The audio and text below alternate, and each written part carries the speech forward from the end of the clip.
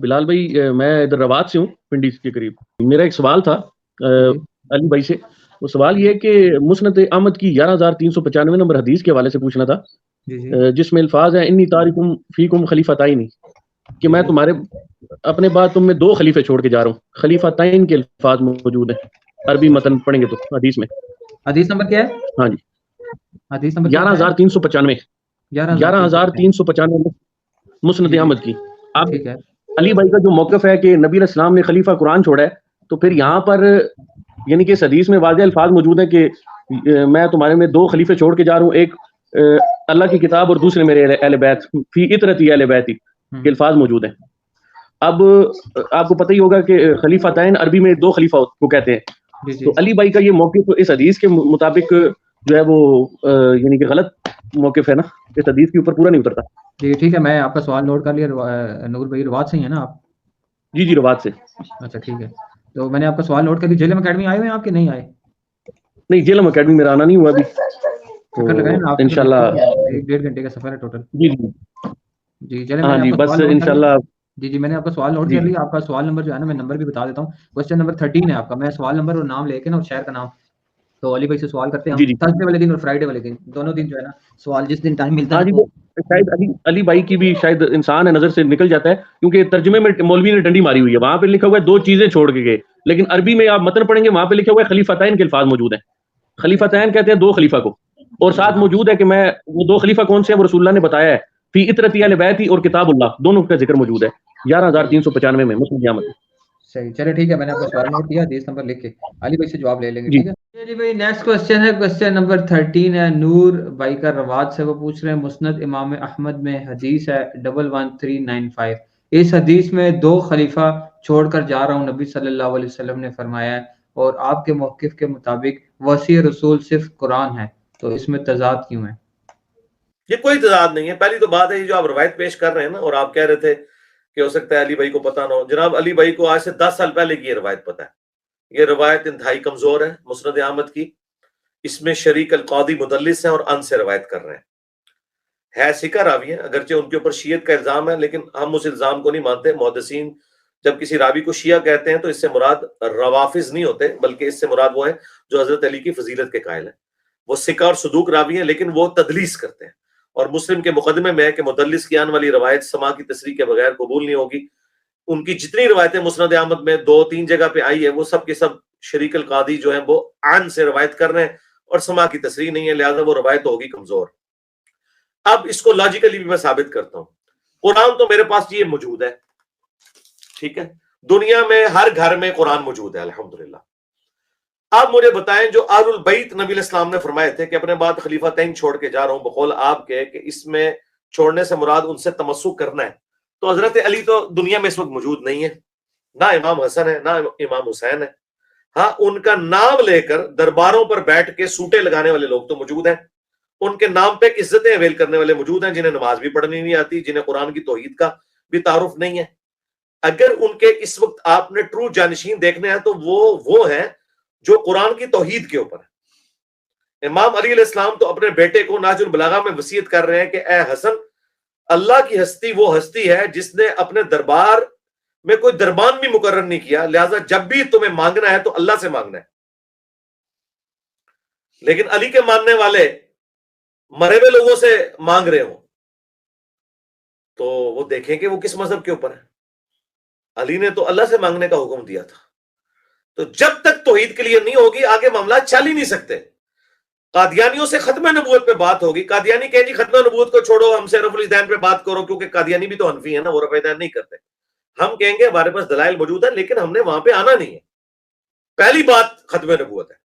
Atheist سے ہم کوئی چیز ڈسکس نہیں کریں گے جب تک ایگزسٹنس آف گاڈ کا مسئلہ حل نہیں ہوتا. لہٰذا جب تک قرآن کی توحید خود اہل تشیع کے ہاں ملتا ہے کہ امام جعفر صادق علیہ السلام کا قول ہے کہ ہماری بھی کوئی بات تم تک پہنچے جو قرآن کے خلاف ہو اسے چھوڑ دو. تو پریکٹیکلی تو جو لوگ اس وقت پریکٹیکلی ان کے نام لینے والے ہیں، ان کے عقیدوں میں تو اتنے بڑے لیول کا شرک موجود ہے جو قرآن سے صراحتاً ٹکراتا ہے. اور یہ کچھ شیعہ علماء بھی مانتے ہیں، کچھ بانگے دول مانتے ہیں، کچھ چھپ چھپا کے مانتے ہیں اس بات کو. تو اگر خلیفتین سے مراد یہ آپ یہ لے بھی رہے ہیں تو قرآن تو میرے سامنے موجود ہے. حضرت علی علیہ السلام، امام حسن علیہ السلام، امام حسین علیہ السلام، امام جعفر علیہ السلام، امام باقر علیہ السلام، زین العابدین، موسیٰ کاظم، یہ سارے کے سارے ائمہ جو ہیں وہ دنیا سے تشریف لے جا چکے ہیں. آج کی ڈیٹ میں سارے ائمہ کا سٹیٹس وہی ہے جو رسول اللہ کا ہے. تو وہ کدھر ہے؟ 1200 سال سے آخری امام بھی بقول آپ کے غیابت میں چلے گئے، بقول اہل سنت کے ابھی انہوں نے پیدا ہونا ہے. مجھے تو دونوں سے کوئی انٹرسٹ نہیں ہے، جو یہ جس کو مہدی کہتے ہیں یا وہ جسے مہدی کہتے ہیں. میرے لیے تو مہدی وہ ہے جو آج کے دور میں قرآن و سنت کی تعلیمات مجھے بتائے، وہ مہدی ہے ہمارا. اور اگر میری اس سے کمیونیکیشن نہیں ہو سکتی تو اس کا ہونا یا نہ ہونا میرے لیے برابر ہے. جائیں یہ گورے کی عدالت میں ہمارا مقدمہ رکھیں، پہلی پیشی میں آپ کا فارغ ہو جائے گا کہ آپ کس طرح کی الوژن کے اندر زندگی گزار رہے ہیں، کس طرح کے معاملات کے اندر چل رہے ہیں. یہ تو اسی طریقے سے جیسے حنفی کہتے ہیں امام حنیفہ نے فرما دیا. بھائی امام حنیفہ کو نہ ٹرین کا پتا، نہ انہیں کتبین پہ نماز کے مسئلے کا پتا، نہ انہیں انتقال خون کا پتا. ان کے زمانے کے مسئلے ہی نہیں تھے، نہ ویڈیو کیمرے کا مسئلہ. اس طریقے سے جو ائمہ اہل بیت ہیں یا صحابہ کرام ہیں، ان کے زمانے میں آج کے یہ والے مسائل ہے ہی نہیں تھے. کون سی ایسی خاص بات ہے جو آپ نے ان سے لینی ہے جو قرآن و سنت میں موجود نہیں ہے؟ ہمیں وہ چیزیں تو بتائیں نا. عقیدہ تو قرآن میں ہے، اور ہمیں کوئی حدیث، کوئی کسی امام کا قول جو ایک بندے نے دوسرے سے سنا، دوسرے نے تیسرے سے سنا، اور انہی راویوں میں سے چند محدثین ان کو جھوٹا کہتے ہیں، کچھ ضعیف کہتے ہیں، ہمیں کوئی چیز مجبور نہیں کرتی کہ ہم قرآن کی صراحتاً جو تواتر کے ساتھ نقل ہوا ہے اس کے مقابلے پہ روایتیں قبول کر لیں اور قرآن کی آیات کو پس پش ڈال دیں. تو ہم رسول اللہ کو کیا منہ دکھائیں گے قیامت کے دن؟ تو اگر آپ اس روایت کو ٹھیک بھی مانتے ہیں خلیفتین والی، تو وہ اسی حوالے سے ہے کہ قرآن اور اہل بیت بالکل. اگر آپ اہل بیت سے مراد اپنے ذاکرین اور مولویوں کو سمجھ رہے ہیں تو یہ تو وہ لوگ نہیں ہیں، نہ ان کی کمپیٹنسی ہے. اور 12 امام بھی ہیں تو ان میں سے بھی 12ویں کو بھی دنیا سے تشریف لے جائے ہوئے یا غیابت میں گئے ہوئے 1200 سال گزر چکے ہیں. بھائی کس دنیا میں آپ رہ رہے ہیں؟ دنیا بدل چکی ہے میرے بھائی. یہ آپ اس طرح کا اسلام اب کافروں کے سامنے پیش کریں گے تو مذاق ہی اڑے گا آپ کا.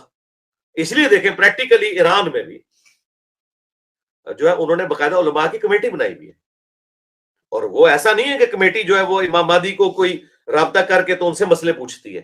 ان کا اپنے مرجع ہوتا ہے. خامنائی صاحب ہے عراق کے اندر، سستانی صاحب ہے.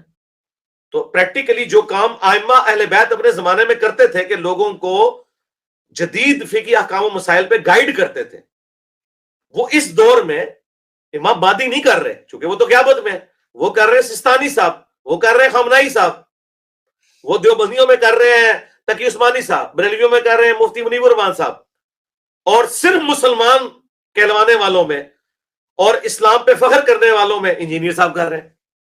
ٹھیک ہے. صلو علی محمد و آل محمد، اللہم صلی علی محمد وعلی آل محمد واصحاب محمد وازواج محمد وامت محمد اجمعین الی یوم الدین. جی میرا دوسرا کویسچن یہ ہے کہ اچھا میں دوسرا کویسچن پوچھ رہا تھا وہ خلیفتین کے حوالے سے، لیکن کہ جس میں آپ نے بتایا تھا کہ شریک جو ہے مدلس ہے، وہ میں نے جو اس دیکھا میں میری تفصیلی ویڈیو آئی ہے نا، وہ بھی آپ دیکھ لیں. میں نے اس روایت میں نے اس روایت کی جو صحت ہے نا اس کے اوپر کلام کیا ہے، اس کے مفہوم پہ کلام نہیں کیا. ہم خلیفتین مانتے ہیں، قرآن اور اہل بیت کو مانتے ہیں، ثقلین بھی مانتے ہیں، خلیفتین بھی مانتے ہیں. یار نبی علیہ السلام نے چھوڑے ہیں نا، یہ تو الفاظ کا چناؤ ہے کہ نبی علیہ السلام نے کہا میں اپنے بعد 2 بھاری چیزیں چھوڑ کے جا رہا ہوں. ان کو آپ خلیفتین کہہ لیں، ثقلین کہہ لیں. میں نے یہ بھی پچھلے دنوں میری ایک ویڈیو اپلوڈ ہوئی ہے یوٹیوب پہ، آپ دیکھیں. کیا امام مسلم آخری وقت میں شیعہ ہو گئے تھے؟ تو میں نے امام مسلم کی صحیح مسلم سے غدیر خون کی 4 حدیثیں بیان کی ہیں، قرآن اور اہل البیت والی. اور اس میں نے یہ جو مسند احمد کی روایت ہے نا، جس پہ میرے سکم کا اظہار کیا تھا شریک القاضی کی تدلیس کی وجہ سے، اور شریک القاضی کی تدلیس کو تو میں مانتا ہوں، لیکن اکثر اہل سنت تو ان کو بڑی مشکل سے ہی ایک سکہ راوی ماننے کے لیے تیار ہیں. ان کے اوپر جرح بھی بہت کی ہوئی ہے اہل سنت نے. تو میں کہتا ہوں کہ جی وہ اس چکر میں پڑھتا ہی نہیں ہوں. اہل البیت اور قرآن یہ خلیفتین بھی ہیں نبی علیہ السلام کے، اس میں تو کوئی شک نہیں ہے. لیکن اگر خلیفہ سے مانا کوئی مراد یہ لے گا کہ نبی علیہ السلام نے اپنے بعد کوئی نائب بنایا ہے کسی کو، جس طرح کہ حضرت سلیمان علیہ السلام حضرت داؤد علیہ السلام کے نائب ہوئے تھے، تو وہ اس لیے نائب ہوئے تھے کہ سلسلہ نبوت ختم نہیں ہوا تھا. تو نبی کا نائب نبی ہوتا ہے. اب چونکہ رسول اللہ کو ختم نبوت ہو چکی ہے، لہٰذا کوئی بھی ایسی چیز وہ ختم نبوت کو ڈاؤٹ فل بنا دے گی اگر آپ یہ کہیں کہ نبی علیہ السلام کا کوئی نائب ہے. کیونکہ نائب ہے نا تو پھر یہ لازمی ہونا چاہیے کہ وہ اللہ تعالیٰ سے ہمیں گائیڈ لائنز لے کے دے. ادروائز اس نائب کا میں نے کیا کرنا ہے؟ اگر اس نائب نے یہ کرنا ہے کہ نبی کی تعلیمات مجھے بتانی ہے، وہ تو کوئی بھی ہو سکتا ہے نبی کی تعلیمات بتائے. وہ تو نبی علیہ السلام کے کوئی ایک ساتھی تو نہیں تھے، وہ ابو ذر غفاری بھی نبی کی تعلیمات بتاتے تھے، وہ حضرت مقداد بھی نبی کی تعلیمات بتاتے تھے، وہ حضرت علی بھی نبی کی تعلیمات بتاتے تھے. تو اس طرح یہ سارے کے سارے خلفاء ہی ہیں.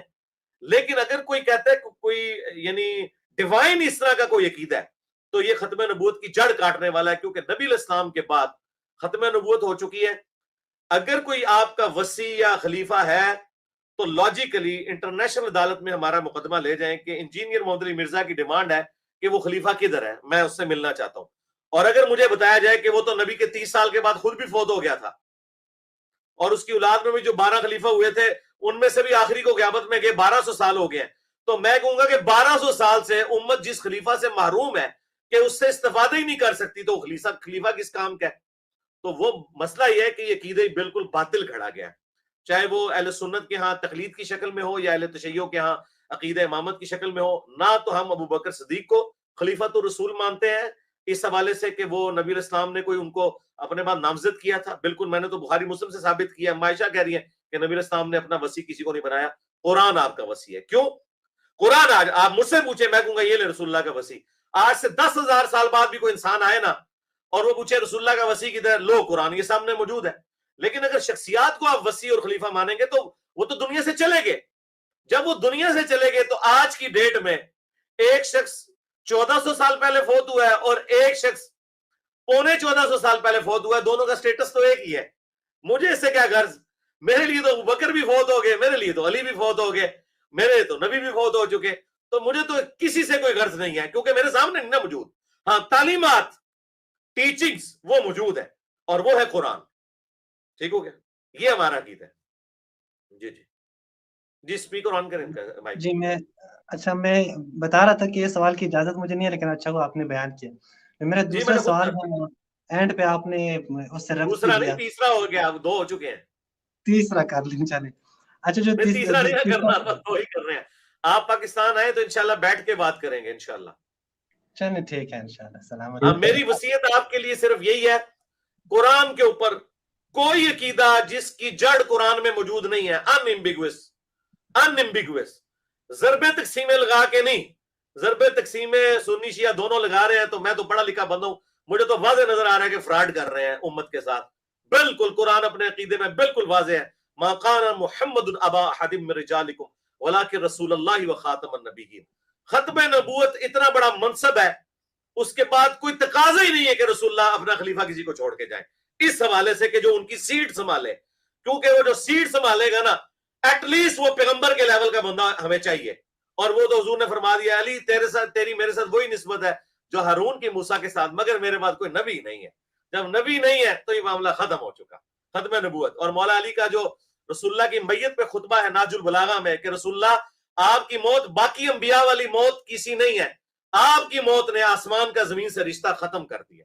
جب آسمان کا زمین سے رشتہ ختم ہو گیا تو چاہے ابو بکر ہو چاہے علی ہو، مجھے اس سے کوئی غرض نہیں. زیادہ سے زیادہ جو کچھ انہوں نے حضور سے سیکھا وہی مجھے سکھائیں گے، وہ اپنی طرف سے کوئی بات بتا ہی نہیں سکتے کیونکہ آسمان کا زمین سے رشتہ ختم ہو چکا ہے. ٹھیک ہو گیا؟ ٹھیک ہے.